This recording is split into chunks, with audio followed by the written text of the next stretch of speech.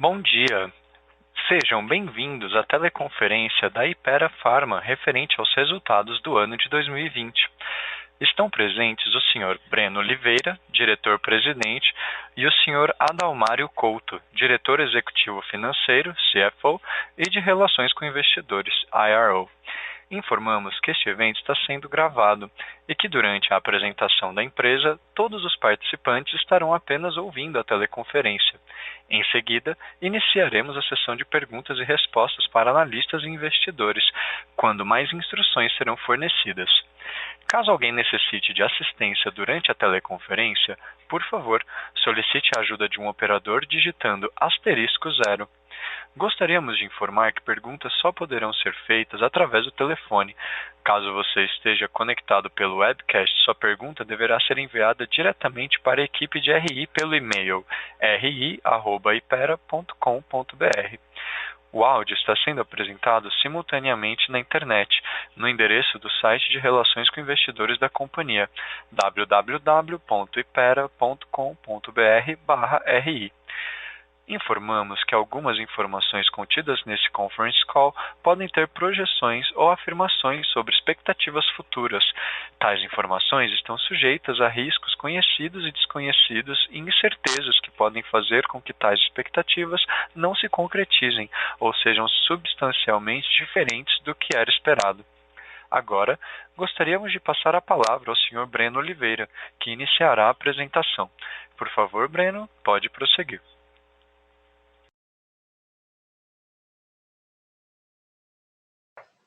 Bom dia a todos, sejam bem-vindos à nossa teleconferência de resultados referente ao ano de 2020.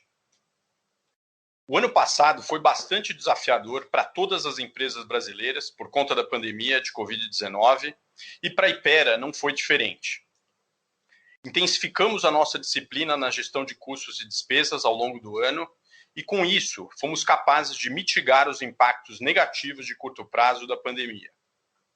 Mas preservamos nossos investimentos em inovação, transformação digital e aumento da capacidade de produção, pilares essenciais para o crescimento sustentável de longo prazo da companhia.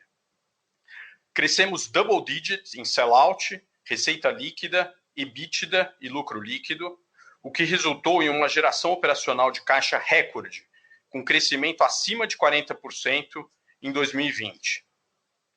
A nossa receita líquida cresceu 24% em 2020 e alcançou 4,1 bilhões de reais, em linha com o guidance para o ano. Esse crescimento é consequência principalmente do desempenho do sell-out, em função da retomada gradual da atividade econômica ao longo do segundo trimestre, conforme mostrado no slide 3. No ano, o crescimento do sell-out alcançou 8,2%, um desempenho menor do que era o esperado para o ano, antes do início da pandemia, porém superior às estimativas que tínhamos após a atualização dos guidance no meio do ano passado. No quarto trimestre, o crescimento do sell-out foi de 14,6%, 1,5 pontos percentuais acima do crescimento do mercado e o maior crescimento já registrado pela companhia em um trimestre, desde que passamos a concentrar nossas operações exclusivamente no mercado farmacêutico. Similares e genéricos foi o principal destaque do ano, com forte expansão de duplo dígito de sell-out. Aqui fomos beneficiados pela excepcional capilaridade da nossa plataforma de distribuição, que nos ajudou a capturar o crescimento de vendas dessa categoria em todas as regiões do país, tanto nos grandes varejistas quanto nos independentes. Além disso, fomos beneficiados pelas novas iniciativas para aumento da visibilidade da marca Neoquímica, principalmente o acordo de naming rights da Arena Corinthians, que passou a se chamar Neoquímica Arena. E esse é só o começo. Vemos enormes oportunidades de ativações e ações com médicos, balconistas, clientes e pacientes para alavancar ainda mais as vendas da Neoquímica. Em Consumer Health, os destaques do ano foram os segmentos de vitaminas, suplementos e nutricionais, que foram favorecidos pelos nossos lançamentos recentes e pelo crescente aumento do cuidado com a saúde pela população. Em produtos de prescrição, o desempenho do ano foi beneficiado pelo ganho de market share em medicamentos crônicos, segmento em que estamos reforçando a nossa participação nos últimos anos, com lançamentos importantes. Algumas categorias relevantes para a companhia, como pediatria, ortopedia e sistema respiratório, foram impactadas negativamente pelo menor número de consultas médicas em 2020, principalmente durante o início da pandemia. Mas vale destacar que essas categorias mostraram uma enorme recuperação no último trimestre, o que contribuiu para o crescimento de duplo dígito do sell-out e ganho de market share no quarto trimestre em produtos de prescrição. A recuperação recente do crescimento do nosso sell-out, que passou de uma queda de 1,6% no segundo trimestre para um crescimento de 14,6% no quarto trimestre, e também o desempenho que estamos vendo em janeiro e fevereiro, mostram que os impactos negativos mais significativos da pandemia já ficaram para trás. Em 2020, apesar das incertezas, mantivemos nossos investimentos em inovação e também a nossa estratégia de lançamentos de novos produtos. Nosso índice de inovação atingiu 38% no quarto trimestre, patamar mais alto já registrado pela empresa em um trimestre. No ano, o índice de inovação foi de 33%, mais um recorde para a Hypera, conforme mostramos no slide 4.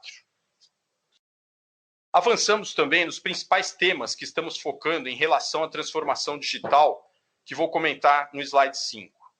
Lançamos nossa plataforma de e-commerce no segundo trimestre para venda direta ao consumidor, que já teve mais de 8 mil pedidos em 2020. Ao longo do ano passado, criamos uma equipe exclusiva com foco em trade marketing digital para trabalhar a exposição e a promoção dos nossos produtos nas plataformas digitais dos nossos clientes, o que contribuiu para um crescimento de 120% das nossas vendas nesse canal no quarto trimestre. Também começamos a desenvolver a nossa nova plataforma Omnichannel B2B, com lançamento previsto para março. Com essa plataforma, passaremos a ter relacionamento direto com mais clientes, principalmente as farmácias independentes, e com isso, impulsionar ainda mais nossas vendas para esses clientes. Além disso, intensificamos a visitação médica remota no ano e agora, com a volta das equipes ao campo, aumentamos o número de visitas médicas em 12% nesse modelo híbrido, comparado ao que fazíamos antes da pandemia. Também intensificamos os investimentos em mídia digital, que cresceremos ainda mais em 2021. Estamos antenados às transformações digitais do nosso setor, inclusive aquelas que foram aceleradas pela pandemia, e queremos estar na vanguarda e prontos para aproveitar as oportunidades geradas nessas principais frentes. Passando agora para o slide 6, fizemos importantes aquisições recentemente para reforçar o nosso portfólio de marcas e produtos e buscar novas avenidas de crescimento para a companhia. Fizemos nosso primeiro investimento de Corporate Venture Capital no quarto trimestre, com a aquisição da participação majoritária na Simp Organic, marca nativa digital que atua na indústria de beleza natural. Vemos um enorme potencial de crescimento para a Simp Organic, que fortalecerá a nossa presença no mercado de dermocosméticos nos próximos anos. No quarto trimestre, tivemos também o primeiro trimestre completo com os resultados da família Buscopan. O crescimento do sell-out da família Buscopan foi de 14,4% no quarto trimestre, desempenho superior ao apresentado pelas marcas antes da conclusão da aquisição. Essa aceleração já é resultado da integração dessas marcas na nossa robusta plataforma de marketing e vendas, com acesso a parcela relevante das farmácias no Brasil.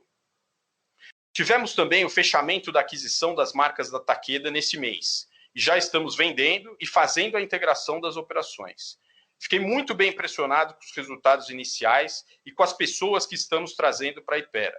Tenho certeza que com essa equipe e esse portfólio de marcas, vamos buscar a liderança do mercado farmacêutico brasileiro em 2021. Queria comentar também sobre a Bionovis. A Bionovis é uma joint venture de 4 farmacêuticas nacionais, na qual a Hypera tem participação de 25%. Foi criada em 2012 e atua no mercado de biotech. Em 2020, a Bionovis cresceu 86% e chegou a uma receita líquida de 945 milhões. Vemos muitas oportunidades para a Bionovis no mercado de biosimilares, no Brasil e fora, nos próximos anos. Por último, gostaria de falar sobre os investimentos para aumentar a capacidade de produção no slide 7. Em 2020, fortalecemos os nossos investimentos na expansão da capacidade de produção de sólidos e vitaminas, essencial para o nosso crescimento sustentável de médio e longo prazo. Nossa nova fábrica de vitaminas já está operando a todo vapor e já iniciamos o ramp-up de produção da nova área de sólidos para que tenhamos aumento de 75% na capacidade de produção de sólidos até o terceiro trimestre desse ano.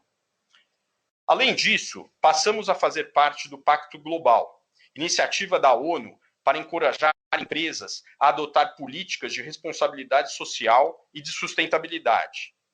Essa iniciativa reforça o nosso comprometimento com as práticas de ESG, não somente nas melhorias contínuas que viemos implementando nos últimos anos com relação à governança da companhia, mas também o nosso comprometimento nos aspectos ambientais. Nesse último ano, conseguimos evoluir muito na nossa agenda de responsabilidade social, com foco muito grande no bem-estar e saúde dos nossos colaboradores e também com as comunidades ao redor das nossas operações, como, por exemplo, com as doações que fizemos para o estado de Goiás e para a cidade de Anápolis. Também reforçamos a nossa responsabilidade com os nossos consumidores, mantendo os níveis de produção e acessibilidade aos medicamentos, que se tornaram ainda mais importantes nessa pandemia. Já evoluímos bastante, mas ainda temos muito a fazer dentro da agenda de ESG, que é um pilar central da nossa estratégia de médio e longo prazo. Por último, mesmo com todos os desafios da pandemia e os investimentos que fizemos no negócio, mantivemos nossa política de remuneração aos nossos acionistas, com distribuição de JCP de 740 milhões em 2020, R$ 1,17 por ação, um crescimento de 10% em relação a 2019. Agora eu passo a palavra para o Adalmário, para que ele comente sobre os resultados do trimestre do ano em mais detalhes. Obrigado, Breno. Bom dia a todos. Como o Breno já comentou aqui, nosso ano de 2020 foi marcado aqui por diversos recordes, tanto operacionais quanto financeiros, mesmo no ano aí de pandemia, que trouxe vários desafios aqui para o nosso negócio.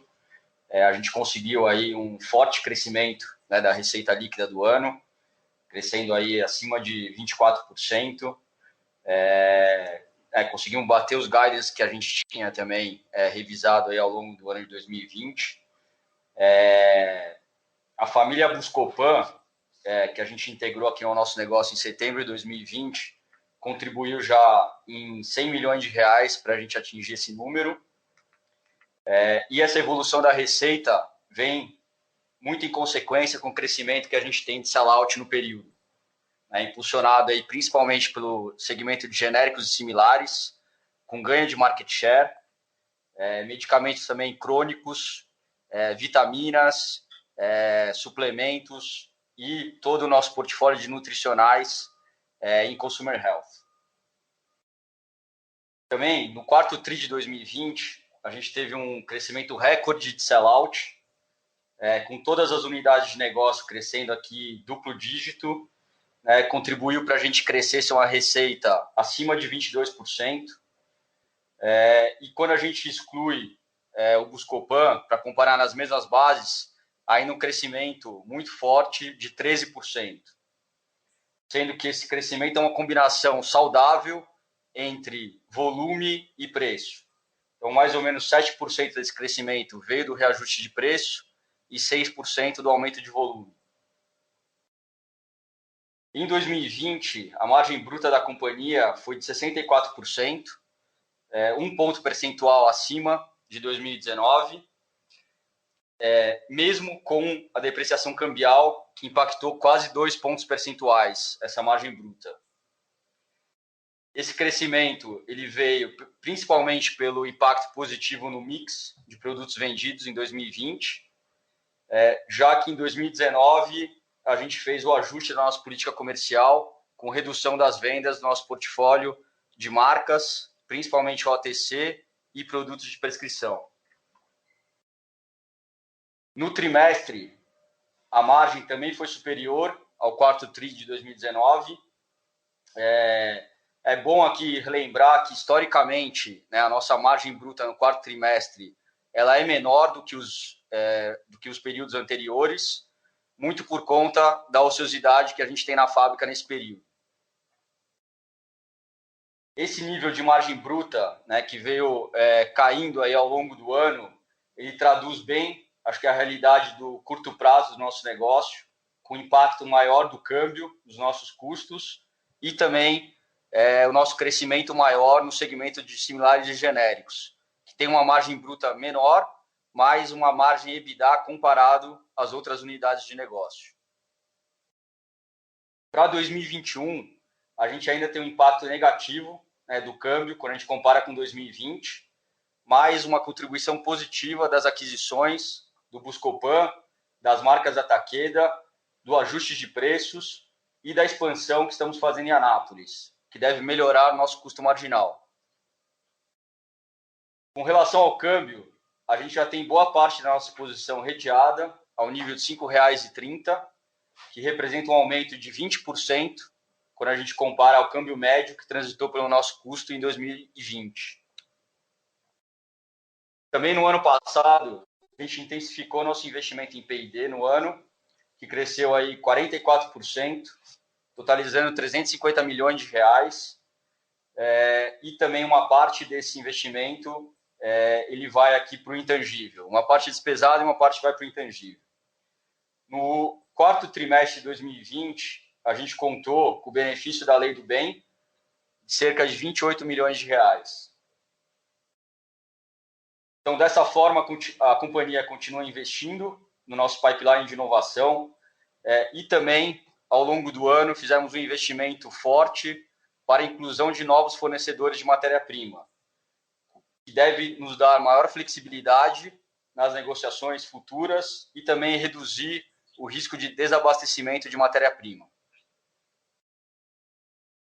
As despesas comerciais tiveram uma redução de 2,6 pontos percentuais no ano, impactadas pela menor remuneração variável e menor patamar de despesas com viagens e deslocamento das equipes de vendas, por conta da pandemia ao longo do ano. Com relação às despesas de marketing, tivemos otimizações relevantes em diversas frentes em 2020 e também no quarto trimestre.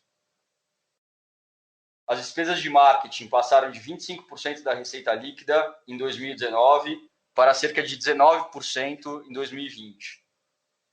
Tivemos redução com gastos de veiculação de campanhas, quando a gente compara com 2019, principalmente pelas melhores condições contratuais que foram negociadas no último ano.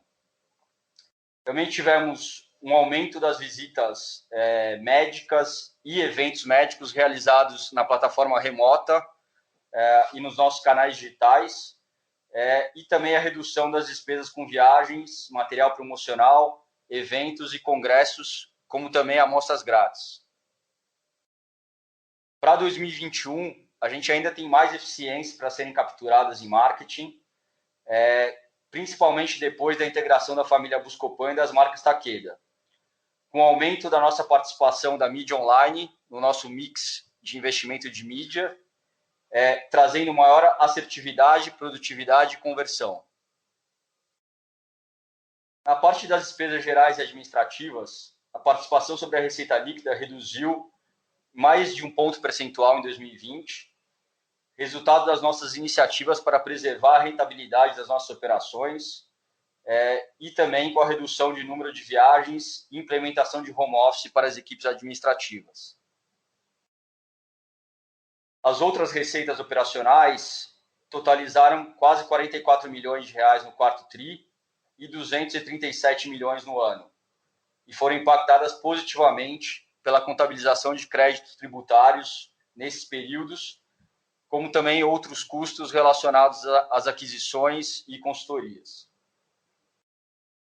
Com isso, nosso EBITDA alcançou 1 bilhão 440 milhões de reais em 2020, um crescimento de 19% sobre o ano de 2019 e margem de 35%.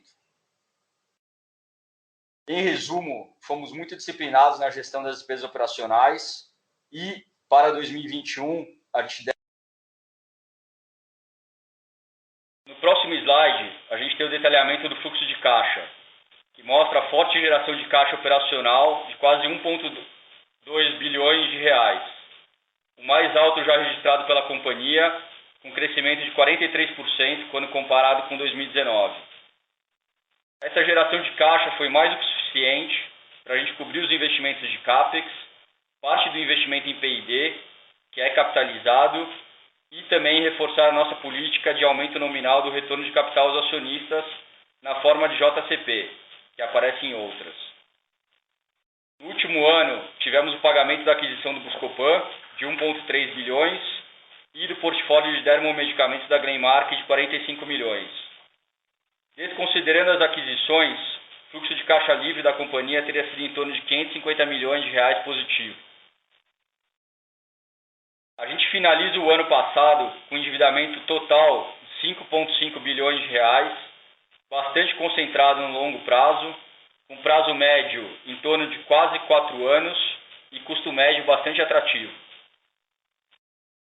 Ajustado pro forma para o pagamento líquido da aquisição da Takeda, que ocorreu em janeiro desse ano, ficamos com uma posição de caixa de aproximadamente 1,3 bilhões de reais, o que deve levar o nosso índice de alavancagem para um patamar ao redor de 2 vezes EBITDA ao final de 2021, com potencial de desalavancagem rápida, considerando a forte geração de fluxo de caixa esperada da companhia para os próximos anos. Com relação às principais variações das linhas que compõem o capital de giro, a gente teve um aumento de quase 20% no contas a receber, aumento de estoques, principalmente produtos acabados e matéria-prima, que foram mais do que compensados pelo aumento de fornecedores, em mais de 50%, em função da renegociação e alongamento de prazos. Com isso, a gente teve uma melhora sequencial ao longo do ano na redução do ciclo de conversão de caixa, que saiu de 164 dias no final de 2019 para 149 dias no final de 2020, com impacto positivo na geração de fluxo de caixa da companhia. Apesar da queda de rentabilidade que a gente teve por conta da pressão cambial, não tenho dúvida na nossa capacidade de recuperar a rentabilidade no médio e longo prazo, através do investimento contínuo nas nossas marcas, na diferenciação do nosso portfólio, seja através do nosso pipeline, inovando não somente em produtos, mas também nos canais e nas plataformas digitais, para estarmos cada vez mais próximos dos nossos clientes. Com isso, tenho certeza que estamos melhor preparados nesse começo de ano do que estávamos em 2020, e o ano já começa muito bem. Com isso, agora eu volto a palavra para o Breno, para suas considerações finais. Obrigado, Adamário. 2020 não foi um ano fácil. Eu queria agradecer imensamente o trabalho e a dedicação de todos os nossos 8.000 colaboradores. Graças ao trabalho de todos que conseguimos atingir esses resultados em um ambiente tão desafiador quanto foi o do ano passado.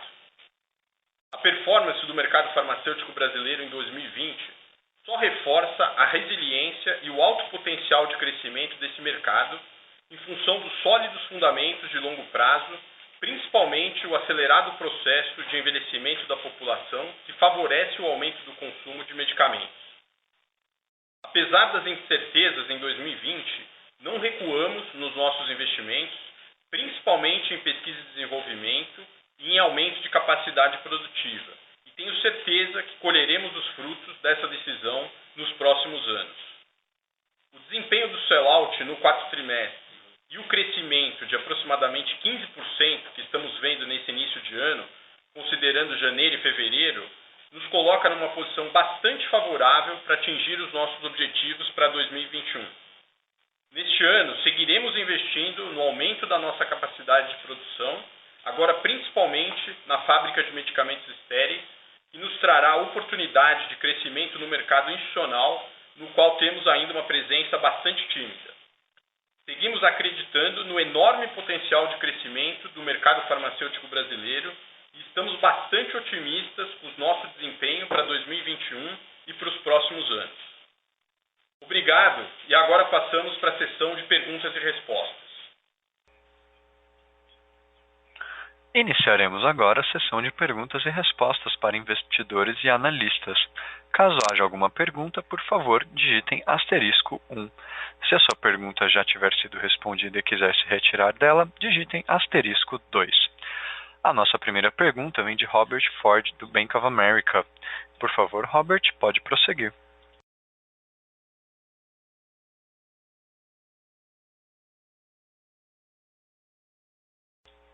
Senhor Robert, pode prosseguir. Desculpa. Bom dia a todos e parabéns pelos resultados.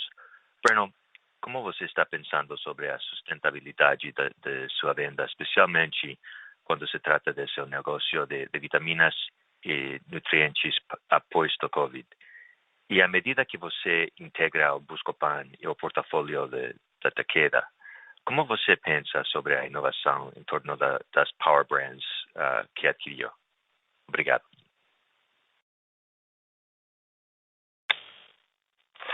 Oi, Bob.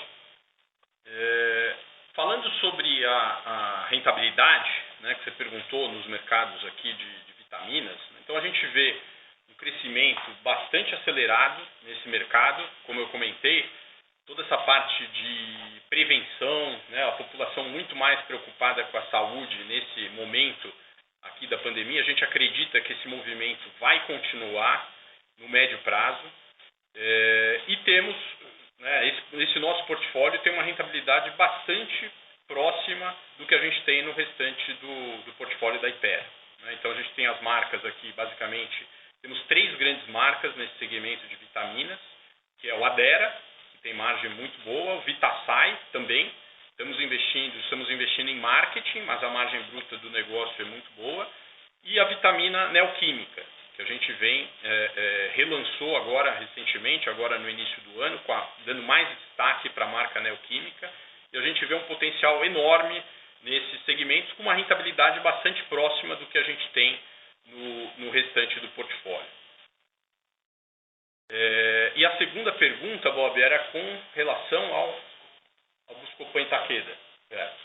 Aqui a gente vê, né, a parte de inovação, né, do Power Brands, assim, a gente vê muita oportunidade aqui, Bob, principalmente com extensões de linha. Essas marcas, como vocês sabem, né, já estavam à venda, antes, quando a gente comprou, já estavam à venda né, a decisão já tinha sido tomada de vender de desinvestir desse portfólio pelas antigas donas dessas marcas, e não estava tendo muito investimento em inovação, né, nesses produtos. E aqui a gente consegue, a gente já tem um pipeline grande de inovação, né, produtos no nosso pipeline, que a gente consegue fazer o switch, né? Não quero entrar muito em detalhes aqui, mas a gente tem produtos, né, que já estavam no nosso pipeline para ser lançado com outras marcas, que a gente consegue fazer o lançamento nas marcas Buscopan, Buscofem, Neosaldina, entre outras, que tem um potencial de crescimento muito maior do que o que a gente tinha com as marcas anteriores, né? Então isso aí é já um crescimento aí na veia, que a gente não precisa começar o processo de desenvolvimento, a gente já tinha vários produtos no nosso pipeline, que é mudar a chave e lançar com essas marcas que têm muito mais poder com os consumidores. E Breno, por último, quando se trata de injetáveis, há algum papel para Hypera em uma vacina COVID? Bob, a gente está estudando, né? Acho que quando essa fábrica de estéreis estiver pronta, mas não é para o curto prazo aqui, a gente consegue produzir vacinas, né? Pode ser uma área para a companhia que a gente vai estudar. E também uma outra opção pode ser através da Bionovis, né? A nossa joint venture que eu mencionei, que também tem capacidade de produção de vacinas e que isso está sendo estudado dentro da empresa. Muito obrigado e novamente parabéns. Obrigado, Bob. A nossa próxima pergunta vem de Joseph Giordano, do banco JP Morgan. Por favor, Joseph, pode prosseguir. Olá, bom dia a todos, bom dia Breno, bom dia Dalmário, obrigado por pegar minha pergunta. Na verdade são duas aqui, né? A gente vê a empresa consolidando agora, o Buscopan, estado bastante forte, Takeda entrando agora.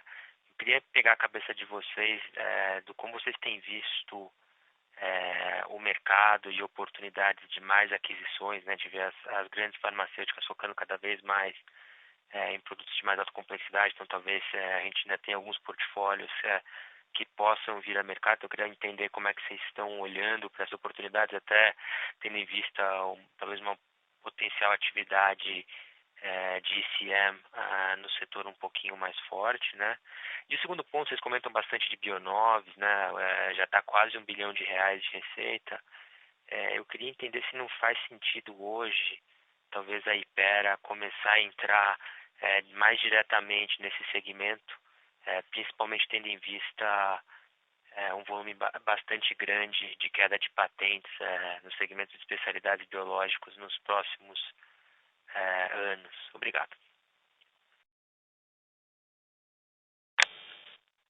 Joe, bom dia. Com relação à primeira pergunta sobre as aquisições, como vocês sabem, faz parte do DNA da Hypera aquisições, né? A gente construiu a empresa em aquisições, a gente tem um potencial de capturar sinergias muito, muito forte, dada a nossa plataforma, e estamos sempre olhando oportunidades. No curtíssimo prazo, o nosso foco é na integração aqui das duas aquisições, extrair todas as sinergias que a gente programou para essas aquisições. Está indo tudo dentro do planejado, se não até melhor do que o planejado.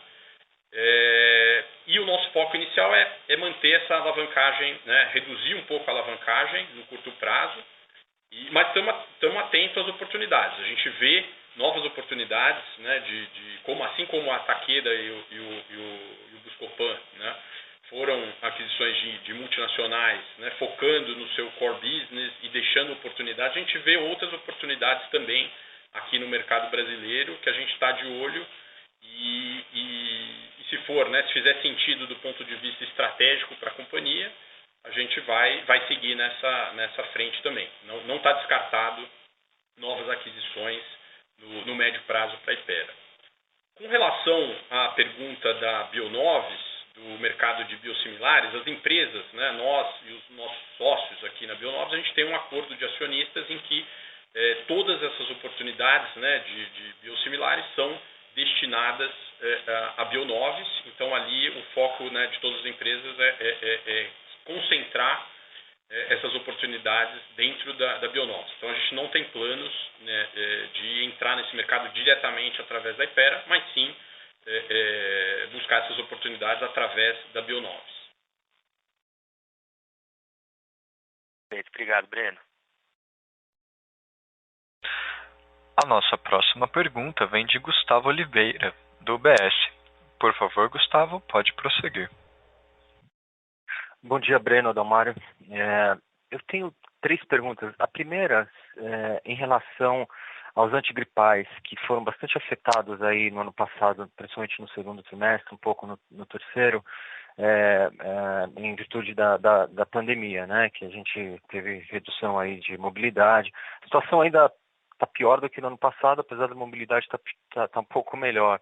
Como é que vocês estão pensando essa categoria para o ano, se já tem uma base baixa bem construída que permitiria uma estabilidade aqui para frente? Essa é a primeira pergunta. A segunda, em relação à margem bruta, que foi bastante afetada no trimestre, no ano, se pudesse discutir um pouquinho a expectativa de margem bruta para 2021, em relação às suas posições de hedge para o ano, e também se vocês continuam vendo pressão de custo de insumos, né? Hoje as coisas já estão mais normalizadas. E por último, se pudesse dar um update para a gente sobre os planos de CAPEX, até a construção de novas fábricas, o que estaria no pipeline, não só para esse ano, mas para os próximos 2, 3 anos. Obrigado.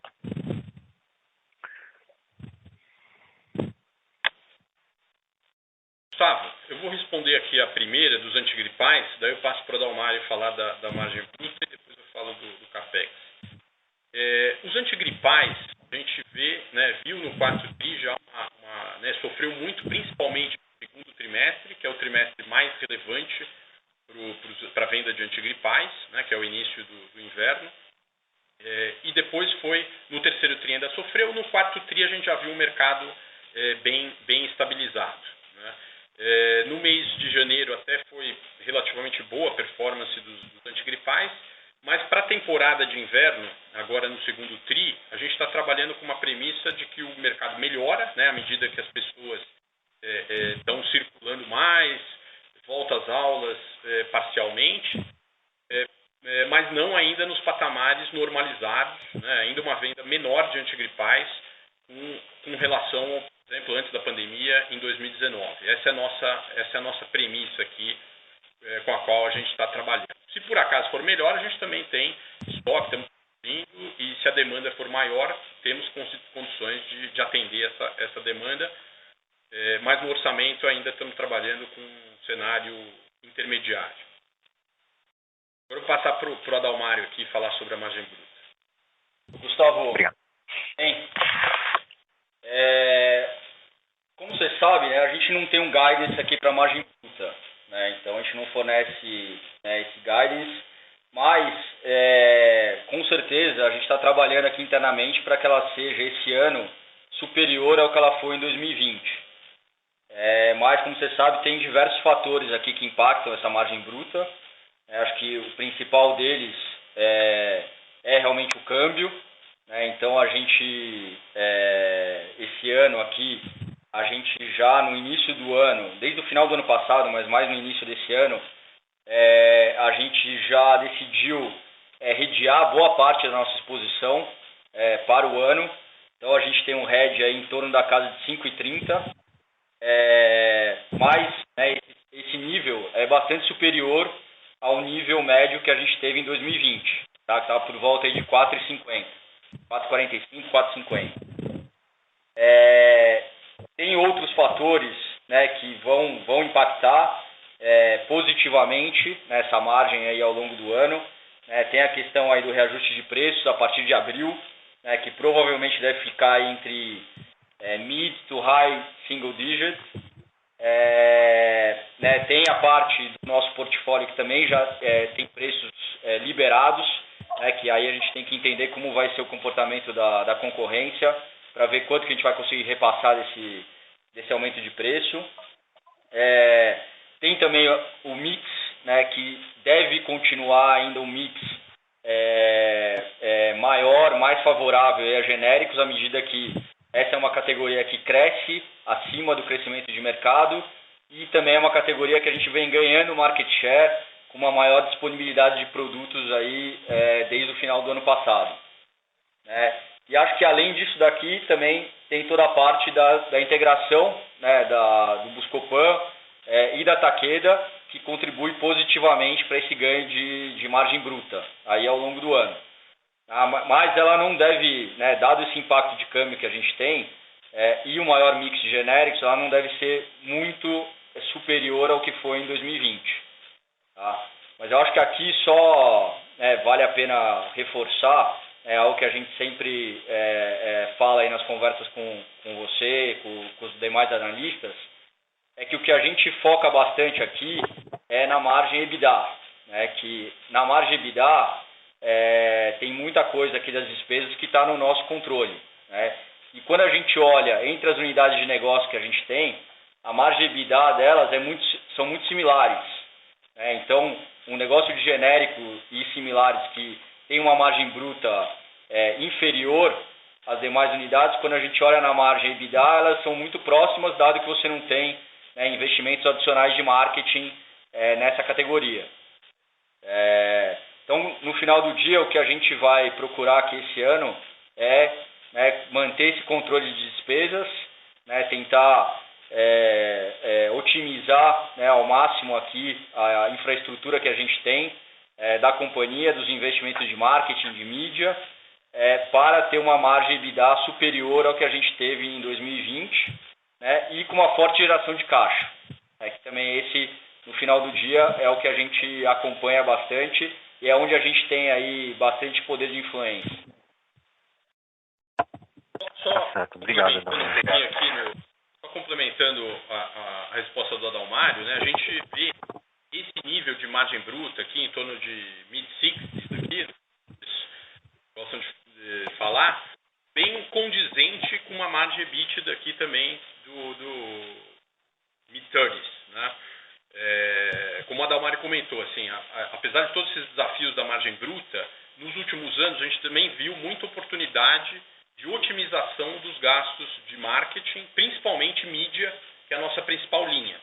Então, com o marketing digital, né, os canais digitais que a gente vem investindo cada vez mais, aumentou a concorrência e a gente está conseguindo ter um custo melhor, tanto nos canais offline antigos que a gente trabalhava, como também no canal online. Então, estamos tendo muito mais eficiência nesses gastos de marketing do que a gente tinha no passado. E com isso conseguiu, né, fazer essa equação aqui, chegar nessa equação de mais ou menos uma margem bruta aí em torno de 65%, com um EBITDA na casa de 35%, faz sentido no médio e longo prazo. Com relação ao CAPEX, Gustavo,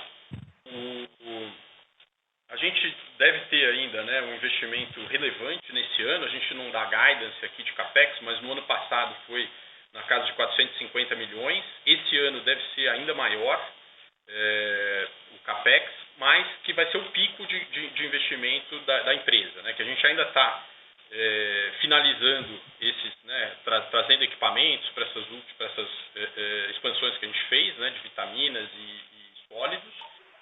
Estamos construindo essa nova fábrica de medicamentos estéreis. A gente entende que o pico deve ser esse ano e depois volta para um patamar mais baixo, né, mais próximo aí do nível de manutenção ao longo dos anos, que a gente estima na casa de 200, 300 milhões. Tá ótimo. Muito obrigado. Obrigado. A nossa próxima pergunta vem de Maurício Cepeda, do Credit Suisse. Por favor, Maurício, pode prosseguir. Obrigado, Breno, Adalmário. Espero que estejam bem. Obrigado pelo tempo. Algumas perguntas aqui. A gente primeiro, parabéns pelo resultado, né? Acho que o avanço do sell-out acima do mercado foi bem positivo. Então, até relacionado a isso, né, com esse sell-out mais forte, se vocês pretendem, com isso, diminuir um pouco o estoque na cadeia, né, dado que os recebíveis ainda estão acima de 120 dias, ou próximo de 120 dias, né, embora não tenha evoluído, mas é um nível relativamente mais alto do que outras farmas, né?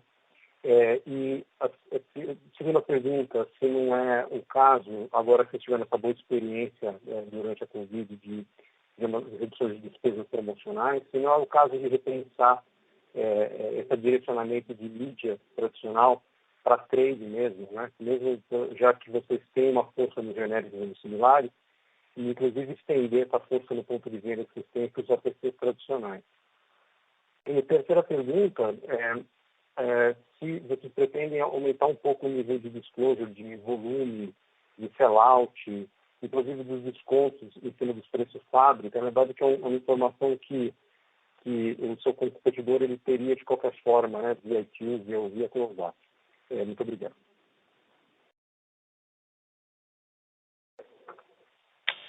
Maurício, bom dia. Estava meio cortando aqui a ligação. Depois a primeira pergunta ficou clara, que era com relação ao nível de estoque na cadeia. Depois a gente confirma as outras, tá? Vou responder essa aqui, né? A gente tem mais ou menos, né, esse target aqui. O conto a receber reduziu bastante com o ajuste que a gente fez e está rodando na casa dos 110, né, mais ou menos 110 dias aí com relação à venda, né? Isso não quer dizer que o estoque seja nesse patamar, né? Os clientes geralmente, né, como você sabe, a indústria financia o varejo e tem aí o capital de giro um capital positivo geralmente com os varejistas, né? Mas dito isso, as empresas que a gente comprou tinham um prazo de pagamento, né, esse portfólio de empresas, tinha um prazo de pagamento menor do que o que a gente tem, e a gente está mantendo isso. Então, a tendência é que ao longo dos próximos trimestres a gente veja uma ligeira redução desse prazo médio de pagamento à medida que a gente faça a média, né, com essas vendas do novo portfólio. Tá? Com relação à segunda pergunta, e com isso, né, gerar mais caixa, né, converter ainda mais caixa, converter o EBITDA em mais caixa, que a nossa conversão já é muito elevada comparada com os nossos competidores. Agora, a segunda pergunta foi, você pode repetir, por favor, com relação a investimento de mídia? Isso, se não é hora de, agora que você teve essa experiência boa, né, durante 2020, de você conseguir ter reduzido despesa em marketing, né, e mesmo assim não ter pego muita parte de venda, no caso de repensar esse dinheiro está indo para a mídia tradicional, né, que é uma vez mais de consumo, para jogar essa verba para trade, né, se isso não poderia funcionar além dos genéricos e dos similares, também não te impulsionaria os OTCs tradicionais, talvez com um controle um pouco mais direto, né, do que uma mídia aberta. Esse movimento, Maurício, a gente já vem fazendo já alguns, né, desde 2018. Né? Ele era muito concentrado, né, nossos investimentos eram muito concentrados em mídia no passado, e pouco, né, o que a gente coloca aqui como descontos comerciais, que é basicamente promoções no ponto de venda, né, e os acordos de verbas, que é a promoção, né, a exposição no ponto de venda. Então, isso aqui ele vem crescendo bastante nos últimos anos.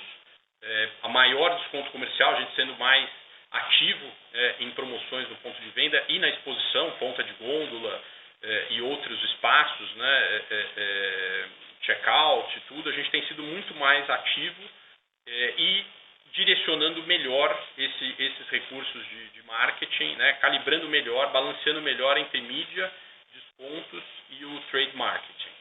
E dentro da mídia, também, a gente indo mais para o canal digital, né, então Google, Facebook, Instagram, versus a mídia tradicional. A mídia tradicional, a gente tem o pacote da Globo, que é muito bom, a gente vem conseguindo, né, uma exposição, o custo por veiculação está sendo muito melhor do que era no passado,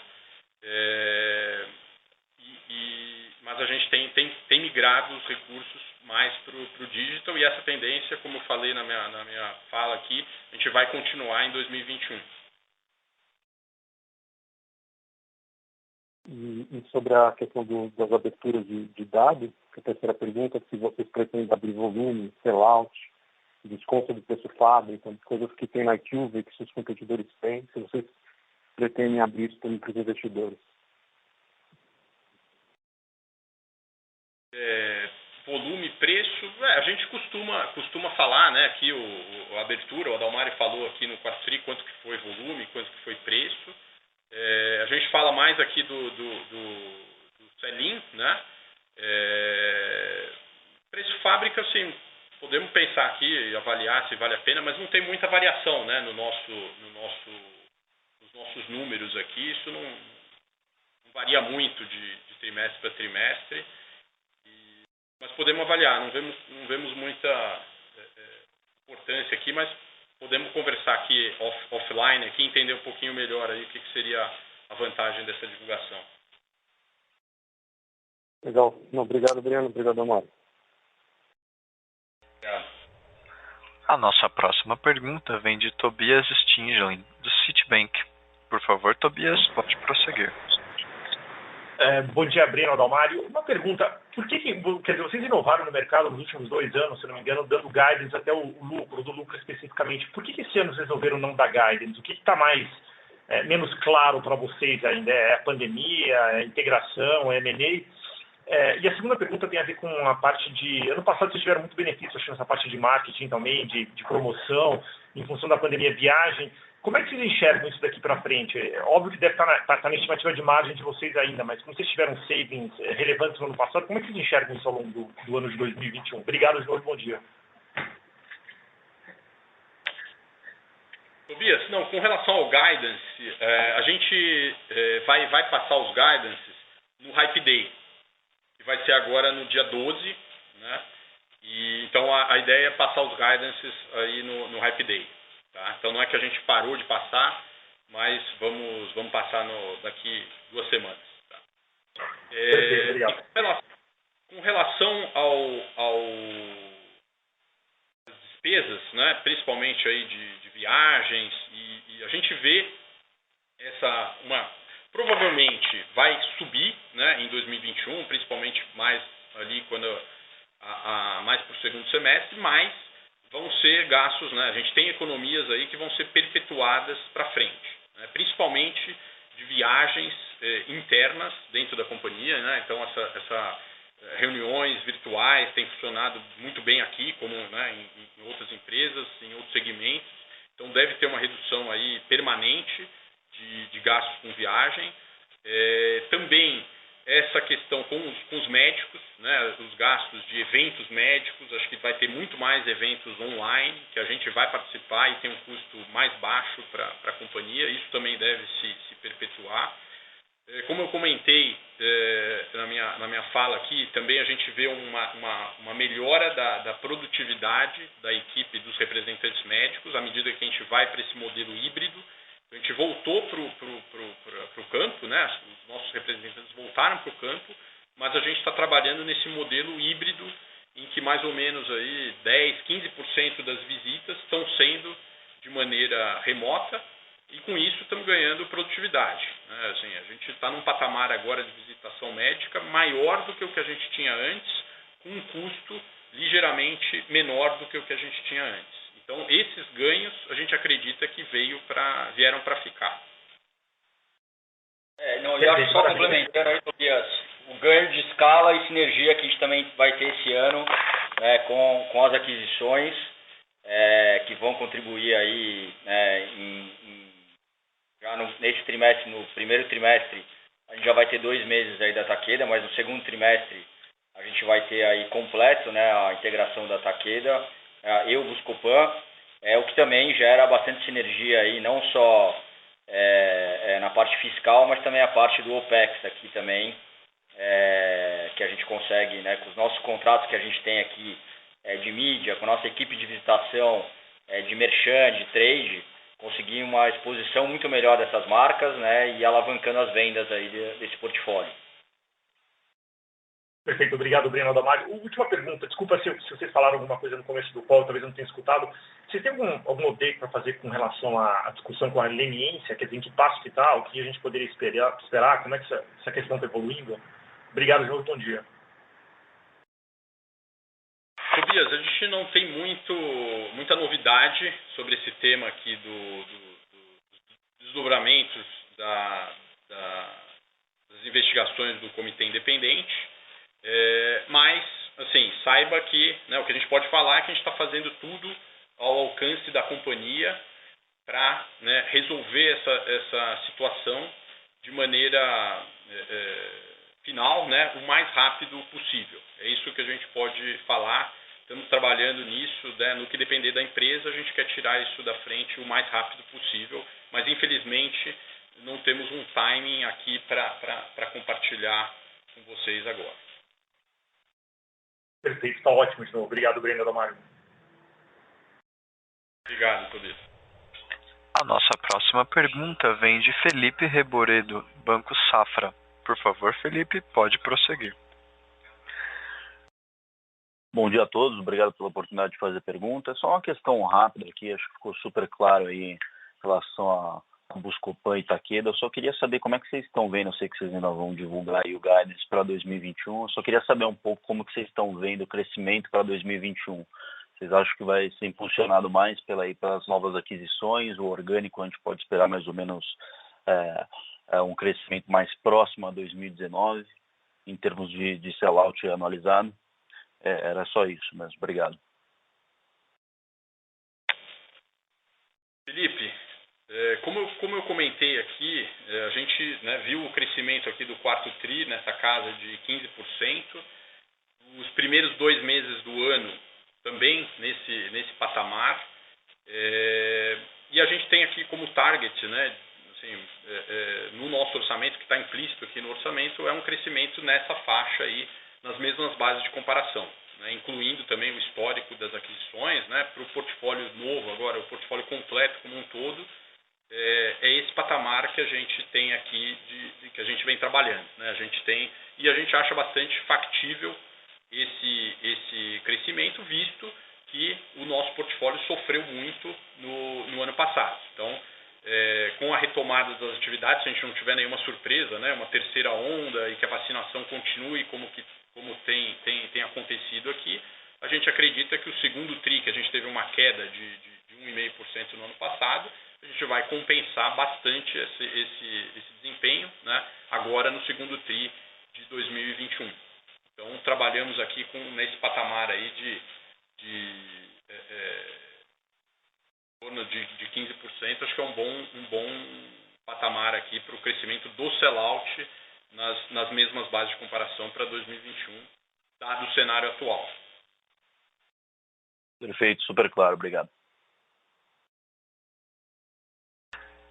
A nossa próxima pergunta vem de Gustavo Tisseu, do Bradesco. Por favor, Gustavo, pode prosseguir. Obrigado. Bom dia, pessoal. Tudo jóia? Acho que duas perguntinhas aqui do nosso lado. A primeira é sobre a questão vocês estarem captando novos fornecedores, né? Acho que a Anvisa até abriu um pouco de espaço para conseguir ter uma facilidade de captar. Eu queria entender um pouquinho se podemos esperar algum tipo de benefício desses novos fornecedores, um pouco mais de prazo, um ciclo de caixa um pouco melhor, ou margem mesmo, se faz sentido pensar nisso.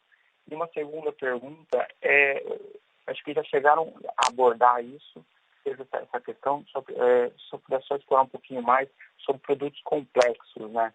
Hoje você tem aí, acho que outras empresas vindo ao mercado e falando um pouco mais de trabalhar em complexidade, a gente sabe que não é o foco de vocês, vocês são extremamente fortes em APC e tudo mais, mas é só para entender um pouquinho da visão de vocês, se vocês poderiam comentar um pouco. Vocês têm, acho que como o portfólio Takeda trouxe algumas complexidades, mas entender um pouco da visão sobre esses dois temas. Obrigado, pessoal.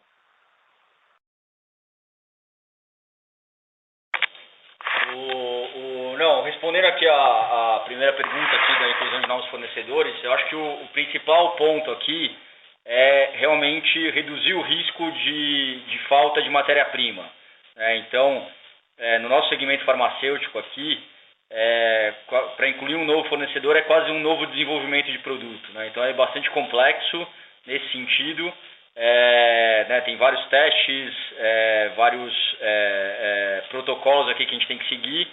E dado aqui a pandemia do Covid, né, teve essa flexibilização aqui por parte da Anvisa para a gente conseguir incluir novos fornecedores, visando aí não ter nenhuma falta de produto no mercado. Eu acho que esse é o principal benefício, mas obviamente, à medida que a gente consegue, né, incluir novos fornecedores, nosso poder de barganha para conseguir negociar, seja melhor custo, melhor prazo, ele aumenta também, né, mas é um efeito aí colateral, eu diria, e algo que a gente vai trabalhando aí ao longo do tempo. E a pergunta da complexidade aí, eu não sei se você está falando da complexidade de portfólio, nossa? Exato, desculpa, acho que é portfólio exatamente portfólio de produtos. Se tende a ter alguma característica mais de produtos complexos, ou se o base case vai continuar com outro, um foco, é claro que o prescrição é alto também, mas é só para entender um pouco de visão de longo prazo da empresa. A maneira que a gente olha o nosso portfólio, né, é um portfólio bastante diversificado, né, que a gente consegue, com esse portfólio que a gente tem, estar presente em todas as categorias do varejo farmacêutico brasileiro, e acho que isso aí, durante a pandemia, a gente viu o benefício de ter esse portfólio diversificado, né, que a gente viu aí algumas categorias crescendo muito menos do que outras, mas compensado aqui por outras categorias, como a parte de vitaminas, portfólio crônico, né, o dermocosméticos também continua com crescimento forte.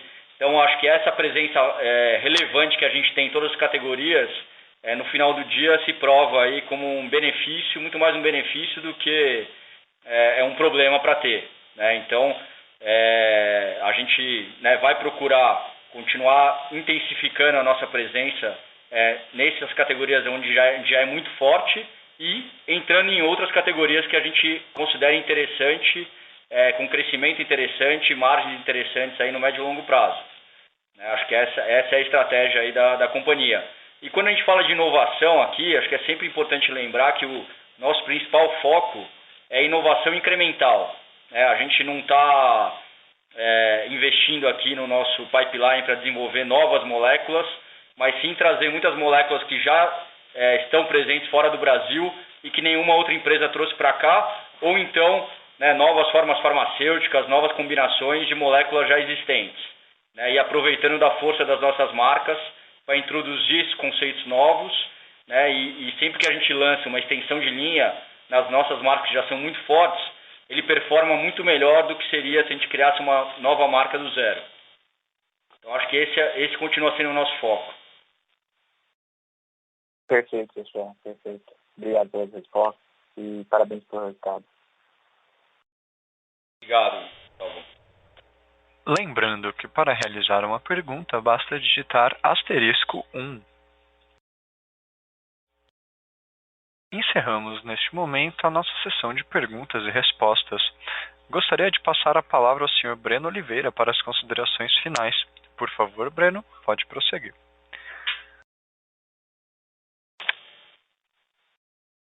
Bom, eu queria agradecer a participação de todos vocês aqui no call de hoje e reforçar o convite para o nosso Investor Day, o Hype Day, que vai ser realizado no dia 12 de março, às 14h, de maneira virtual, e também me colocar à disposição e toda a equipe aqui de RI para tirar as dúvidas de vocês, para a gente conseguir mostrar, e ajudar a mostrar para vocês todo o valor, todo o potencial que a gente vê de crescimento para a empresa nos próximos anos.